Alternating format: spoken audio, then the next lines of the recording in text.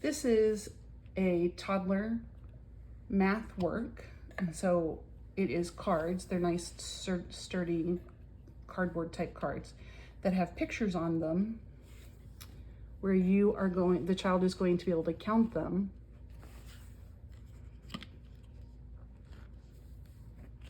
These are kind of as realistic as you can find these commercially prepared. And I can definitely make them myself, but they're just not as sturdy as these. So that's why I like these. If you had a young toddler who really didn't have a good sense of numbers, you absolutely could put these in order 1 to 10. I tend not to put them in order 1 to 10. So you have the quantity cards. Now you're going to lay the number cards up across the top, just so that they're all out and can be seen by the child.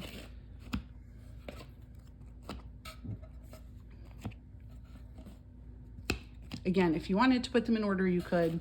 That would be a control of error, make it a little bit easier for the child if they had trouble with their number sense. Or just were still a young learner, not even trouble, but just hadn't gotten there yet. You could also do this with young preschoolers who, again, didn't know their numbers. So you're going to start in the upper left, count the number of umbrellas there are. 1, 2, 3. And then you're going to look for the number 3. Then the control of error is that they fit together perfectly.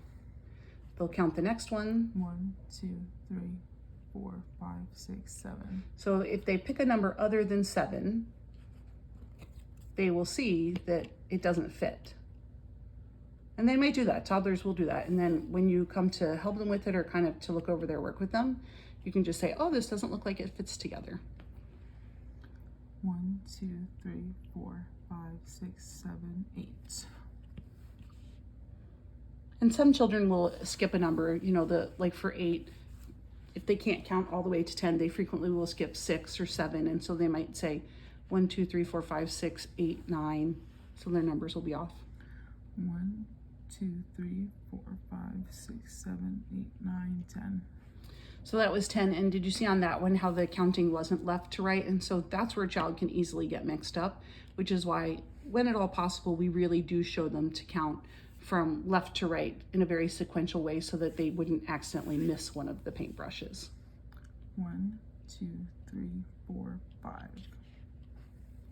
The other activity that you can do with these number cards is you can take just the cards, not the numbers, and you can show a child, just like drop the card on a table or on a floor if you're sitting on the floor playing, and see if they can, after they've kind of mastered this part of it, see if they can just instantly look at the quantity and identify how many it is without counting 1, 2, 3.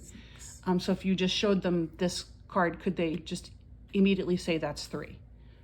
Again, that's a skill that they have to have a clear concept of counting before they could do that skill. 2, 3, 4. You can do it with objects as well. You could put 4 pencils down, 6 pencils, just kind of drop them and see if they can immediately, just by glancing at them, tell how many it is.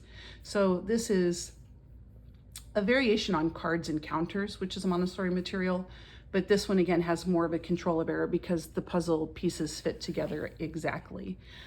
If I were working with the child with this material, I would, ask them different numbers. Show me the number 7. Show me the number 9. And again, I would know my children in my class or, my own child. And so I might say, show me the 9. I know they know 9 really well, but maybe they struggle with 8. And so I would say, show me the 8. Yes, that's the 8. There are 8 birds. Show me the 4. Yes, 4 cars. Show me the 8. And so you kind of just keep revisiting that one that maybe they struggle with or that they need to have more practice with. So this is number card math work.